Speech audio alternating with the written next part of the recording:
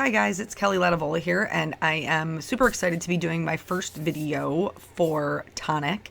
I just really wanted to do something that was going to be like spring and my style. So I've got a stencil here. This is the beveled diamond. I'm going to be using the Hooray banner die and stamp set for my sentiment. And then for the flowers, I'm going to be using a combination of the Perfect Petunia, Magnificent Magnolia, and Dainty Daisies. Say that 3 times fast. Woo, buddy. So here I've already cut out the banner. It is a 3D banner, so you just fold it in on the sides, and then later on we'll stamp the sentiment on that, so it kind of frames the bouquet.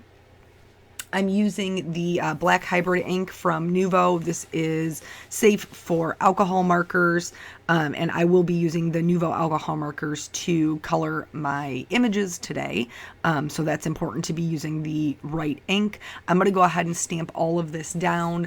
The paper that I'm using is actually new to me. I love trying new things, don't you? And this is the wait, hold on. It is the... My child put a mask right on top of it, and I couldn't read it. Craft Perfect Ultra Smooth. That's the paper that I'm using. So I used my kind of the swatches for my markers to pick out the colors that I wanted to use.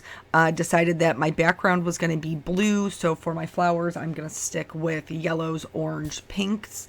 For color theory, orange and blue are complementary colors as they are opposites on the color wheel. So anything that's going to be next to that orange will work well with a blue. Those are called analogous colors, the ones that are right next to each other. And so I picked 3 of those, and then I did the complement to that, which is the blue. So here, if you have never watched any of my videos, basically the way that I like to color with alcohol markers is I start from the lightest color and then work out to my darkest color, from my darkest color back into my lightest. The reason I do that is because alcohol markers blend in the fibers of your paper. So the more ink that you have down, the better blend that you will get. Now, I will caution you, you don't want to have so much ink down that it starts bleeding outside of your lines, but you do want to have enough down that it's blending. Yellows, I know that's where we started. Yellows are a little bit hard to get some real dimension because yellow shades are often so similar to each other. So you'll see for my shadow color, I'm actually using a brown. And no, I don't want your daisy to be brown. I don't want your flower to be brown. But this is what I like to call a trust exercise. So we're going to go in, and in the darkest areas, we're going to use this brown. But then when we go back over it with the yellow, because alcohol markers are transparent, the yellow is going to tone that brown. So it's going to give it a nice golden look. It's not going to look brown. So as far as adding the shading, I'm not using a light source for this coloring. I'm just coloring them anytime there is one object laying on top of another. So one petal on top of another petal, you're going to have some shadows on the petal that's underneath. Anytime that you have 2 lines that meet, typically that's going to be darker, so you'll have some shadows there. So here I'm doing the lightest part of the petal on the very edge, because that's where it's the most open. But there's other ways to color flowers, and we're going to cover that as we have lots of different flowers to color here. So this video will be on both my channel and the Tonic Studios channel. So if you are watching on my channel, this might be a recap for you, but that's okay. It's always good to kind of cover our fundamentals. As far as, you know, myself, if you have not ever seen any of my work, give you a brief rundown of how I got into this and how long I've been doing it. So I started as a scrapbooker back when I was 15, when I was in high school, and I did that for a really long time and totally loved it. And then I stumbled upon the wonderful Jennifer McGuire, and she kind of turned me on to card making. And now I found that I can't even go back to scrapbooking because it just seems so overwhelming with all of that space. back to the coloring super quick. So here I'm just going back in with that brown and darkening up any areas that kind of lost their dimension. That's the other thing about alcohol markers being transparent. You will notice that when you go over it with a lighter color, it does lift some of the color. So sometimes it lifts a little bit too much, and you might need to go back in and kind of just bolster up those darker shadows. Moving on to coloring the leaf. I decided to color these with the darkest part being in the center of the leaf, lightest part on the edges. As far as the coloring, I'm really just doing some flicks of color, and I'm trying to follow the shape of the leaf. So on the left hand side where it's more, the lines are more curved to the bottom left, I'm following those. On the right hand side where the lines are more curved to the bottom right, I'm following those. You'll find in your coloring, if you kind of go against the grain, it doesn't really look right. It looks like something is off. So if you've noticed that in your coloring, maybe just try going with however the illustrator has drawn the lines, or whatever the shape of that object is, whether that's a single leaf or petal, or if you're coloring, something else, animals, they all have a different shape and direction to them, and you're going to want to go with the grain. So the leaves are colored. We're going to move on to the roses. Here's a little trick. So I stamped my roses, and I was trying to fit too many things in I was basically being like super cheap chicken. I was trying to fit as many items as I could on my one piece of paper, and I stamped my flowers too close. Now you can see that my petals here just barely overlap my leaves. But it's not enough for me to throw it out. I'm just going to color those lines as if they're part of the flower, and I'm good with that. So I'm just going to basically add some shading underneath it so it looks like that's a part of the petal that's curling up. And then no harm, no foul, I can still use this. I don't need to restamp it. The way that I'm doing the rose, adding the shading to the areas that I want it to be the darkest. So I'm just outlining those petals. Remember, they're laying on top of each other, so whatever's whatever's underneath is going to be darker. And the little bullet nib comes in super handy for like the inside of the roses, because that's a really tight spot where there's not a whole lot of area. So then from there, I went all the way out to my darkest color, and then now I'm going to start building back up my midtones. And I found when I was done with this that I didn't really love the color that I had. It just felt kind of very one note to me. So you'll see that I end up actually coloring this twice. I'm going to go back in and add in some of the darkest color again, and blend that back out so that the rose does get darker. If you're coloring something and you don't like the way that it is going, don't give up on it, because there are ways that you can kind of transform those things just by applying another layer of color. There's something called glazing with alcohol markers, and you'll see that when we do the leaves for the roses, that like you can still salvage them. You don't have to just restamp it and start all over again. You can still make it work. That's so briefly started talking about how I started doing this.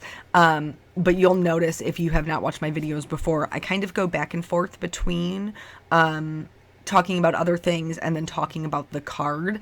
I realize that the style is not for everyone, and that's okay. My style might not be for you. If you just want to watch the coloring and you aren't interested in any of the other chatty things that I have to say, please, by all means, feel free to turn off the volume. You are not going to hurt my feelings any. I understand sometimes we're in places in our lives where we don't want to hear the constant chatter, but I don't typically turn music on when I'm coloring. I have found just through my own YouTube channel that most people don't really enjoy that. They don't want to listen to music, but if you do, please know you will not upset me any. It's totally okay. So started card making, can't go back to scrapbooking, tried it, failed. And then I started card making in 2009. Yeah, 2009. And so that really worked for me. It took me a long time to find what my style was, which is pretty much more clean and simple. That I really love the coloring and scenes. I love scene cards. here's this color glazing I was telling you about. So in order to change the tone of the color, I'm actually going to start with a base of a navy blue, and then I'm going to put the greens on top of it. Now you may be saying to yourself, Kelly, how is a green going to cover a navy? Well, it's not. It's not going to cover it. It's going to alter it. So you can see here, I put the lightest green color on, and already it looks different. And the reason that it does is because that light color picks up some of that blue. And so we still don't lose the tone of it, but it does change it so that way they're not the same. Like they're similar but not the same. Sisters but not twins. Does that make sense? And I did the other flowers here the same exact, or the other flowers, the other leaves the same exact way. Moving on to coloring these flowers, this is another way that you can color your flowers if you are interested, and this is with a middle highlight. This is really good for flowers like these where they're all spread out and kind of blooming, because it gives them a more rounded appearance. So you add shading to the base of the petals as well as the tips of the petals, and let the lightest part be in the middle. And then it's just going to give it a more, you'll see as we build up the colors, how it starts to look much more dimensional. I, for some reason, forgot to show you the colors that I was using for this one, so I apologize. This is the Fragrant Oranges set with the addition of the lightest red from the Rich Reds set. Now, why am I shading with the red? I'm shading with the red because I like using 4 colors. I like the dimension that gives me. There's only 3 colors in each set of Nuvo markers, but that's okay because you can mix and match them. They will work together. So here I'm using the red because when I go over it with the orange, again, it's going to change that tone, and it's going to come off as a darker orange versus a light red. Also, another thing to know with doing the flicking here, not putting a lot of pressure down. The most pressure you'll put down is when you first put down the marker, and then you will lift as you flick the marker. I'm going to use the lightest color on this again, even though it looks like everything is filled in, because those lighter colors will pick up some of those darker colors. It gives it more, I guess, variation. It gives it more colors inside the color. Does that make sense? More colors inside the colors. You know what I'm saying. Here, I'm going to do the same thing that I did with the last flower, but I'm going to show you that you can actually mix color families. So here I've used the darkest red, and then the lightest red, then the darkest orange, then the mid-tone pink, and then back to the the darkest red. And then this is just going to give me a flower that appears to change color from orange to pink, which I really like doing. I was worried that I was going to have like a pink flower, an orange flower, and a yellow flower, and it was all just going to look very much the same. And so I wanted something that was going to be a little bit different. The reason that I'm coloring 2 of each of these is because I intend to fussy cut all of my images out, and I'm going to layer them on top of each other to give me one very full flower for each one. So one very full orange flower, one very full pinkish orange color changing flower. And so doing the fussy cutting, you want to make sure that you're cutting them into smaller pieces. This makes it more manageable for your scissors so that it's not pulling on the paper. The other thing that you want to do is you want to hold it with your non-dominant hand. So I am right hand dominant. I'm going to cut with my right hand. I'm going to turn the paper with my left hand. This decreases the amount of pull on your paper and will give you a much smoother cut. So just kind of working through those, I'm going to cut all of these out. The fussy cutting, I just really like not having a white edge. I like having it right up against that black line. I do think that I forgot to tell you, which I did, outline all of my images with a EK Success journaling pen. I do this for all of my images. You can use microns, you can use Copic multi-liners, anything that's going to be alcohol marker safe.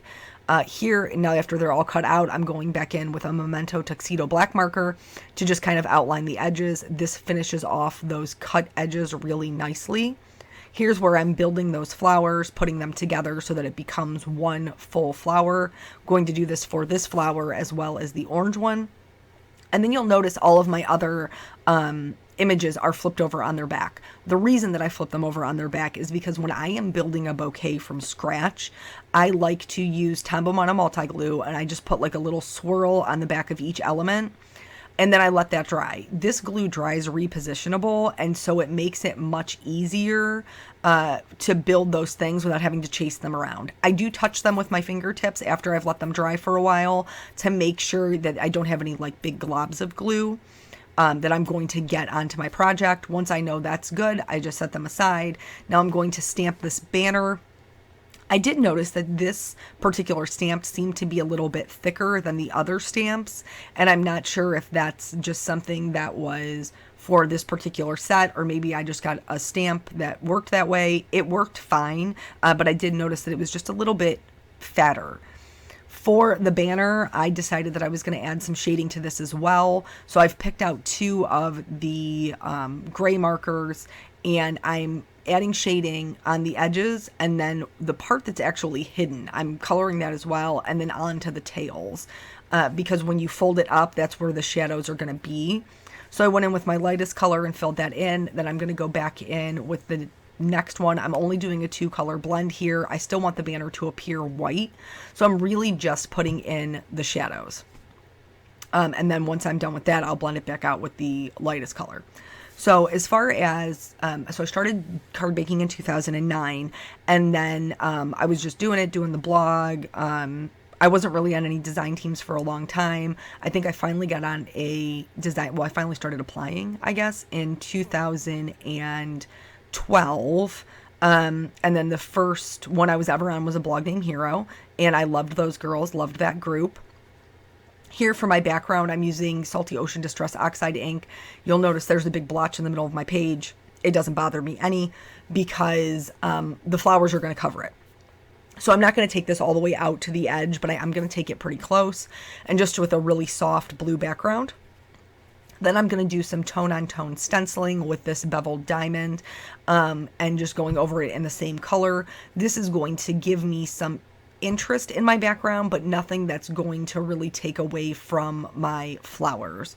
And again, did not take that all the way out to the edges. Now we're on to building the bouquet, so I'm just going to put my flowers where I want them before I glue them down permanently. That's why I put that repositional glue on the back, so I don't have to chase them all around. I can just kind of stick them down temporarily. So yeah, design teams, and then in 2005. It'll be 4 years in August that I've been making videos. So I started doing that, and really liked that, really loved the social interaction. I kind of discovered that my style was clean and simple, or clean and layered. Still loved the scene cards. So that is really a lot of what I do. I do struggle a little bit trying to use new products, but that's why things like this are really good for me, because it pushes me outside of my box to use different products that maybe I wouldn't normally gravitate to, and then find something else that I really love. So here at the first row of flowers, I'm going to pop up on some foam adhesive. And then for the banner, I am going to glue the tails down flat, but I'm going to put 2 layers of foam adhesive on the inside of this banner, so that way it adheres well, but it's nice and sturdy and still stands up. So just going to, I didn't make the first one big enough, so I'm just going to put in a little filler piece here so that it has foam tape all the way across, and then add in the second layer of the big piece. And then I'm just going to use that same Tombow Mono multi glue on the tails, so that I can put that in front of, not that there, I mean, you could do the flower bouquet 100% without, like with a die cut sentiment, and just put that right over, but I really like the way the banner kind of finishes off on the bottom. I'm going to mess around with this for a little bit. I could not get, I guess I had to play around just to get it to exactly where I wanted it. I did end up adjusting some of the leaves in the top left-hand corner, and then I added an extra one behind the rose. I felt like the flower on the top left and the rose on the top right were, like, the touching was kind of bothering me. It looked just like pink on pink. So eventually I am going to add some leaves in there. This is just some clear glitter pen from Nuvo. to give them some sparkle. You'll also discover I'm all about the sparkle if we've never met. And then for the centers of the flowers, I felt like it needed a little bit something, so I used the mustard gold Nuvo drops here to put that on. I also used that on the dots that were already part of the stamp for the daisy, so that everything, you know, has some continuity. And then that's it. That's the whole card. So thank you guys so much for joining me. I look forward to seeing you every month here, and I will catch you guys on the next video. Bye.